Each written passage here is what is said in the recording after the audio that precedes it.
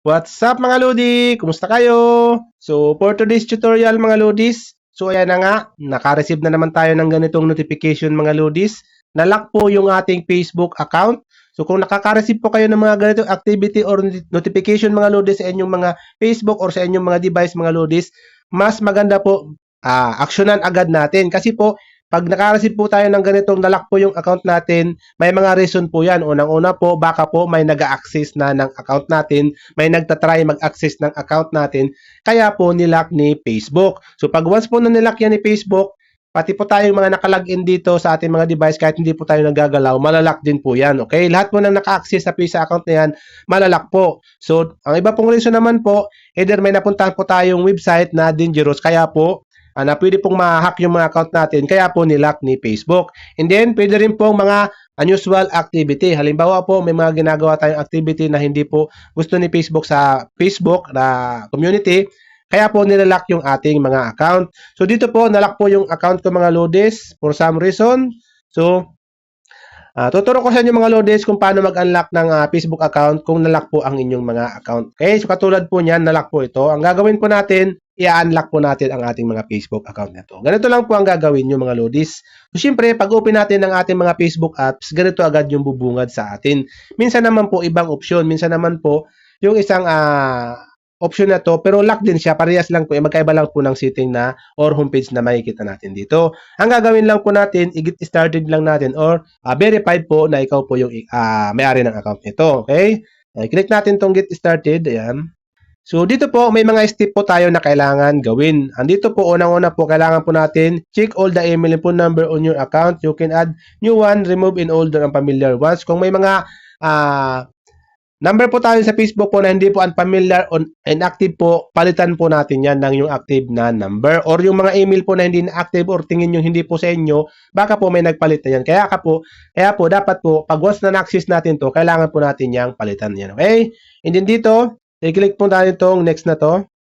So, dito po, lalabas po ito, secure your login. Dito po, sabi dito, dahil po ako may phone number sa aking Facebook, tapos po, yung phone number po na yun, ginamit ko sa ibang Facebook, dito po, masasabi dito, may gumagamit daw ng aking number na yon sa ibang Facebook. So, yun, kung tingin nyo po, walang ibang, ikaw lang po ang gumagamit ng number na yon, mas maganda po, baguhan mo po yung number na yon. Kasi po, ibig sabihin, pag nag-send nyo ng code, ibig sabihin po, marireceive nyo din po yung code na yon.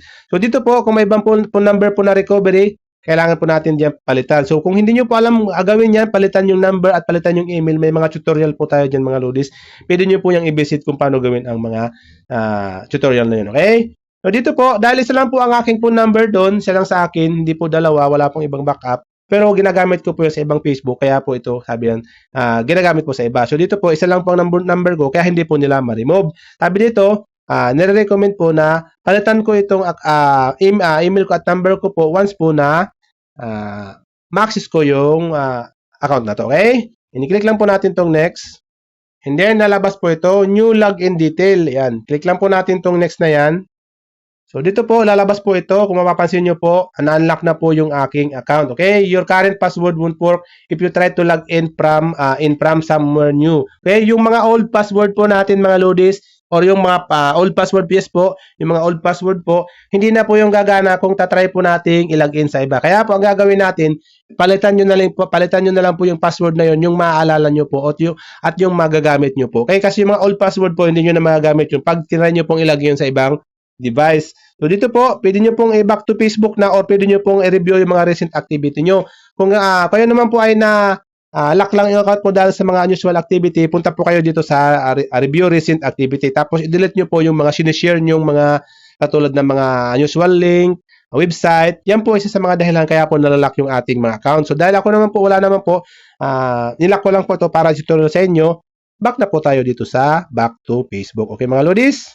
Pag once po na binak mo, and then, ma-unlock mo na po yung iyong Facebook, mga Lods. So, ganun lang po pag-unlock ng Facebook account, Lods, kung nalock po ang inyong mga account, mga Lodis. Kung may katanungan ka, comment na lang po sa comment section ng video na to at sasagutin po natin yan sa abot ng ating makakaya. Hanggang sa muli, Lods. Much love. God bless.